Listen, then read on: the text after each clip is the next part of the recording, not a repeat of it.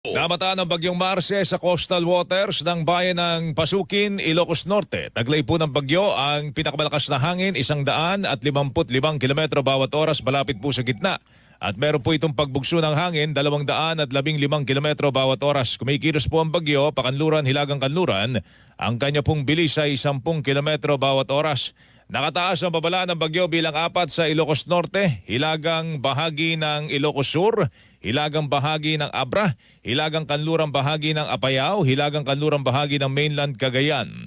Umiiral naman ang babala ng bagyo bilang 3 sa timog at kanlurang bahagi ng Babuyan Islands, hilaga at kanlurang bahagi ng Cagayan, nalalabing bahagi ng Apayao, gitnang bahagi ng Abra, hilagang bahagi ng Ilocos Sur.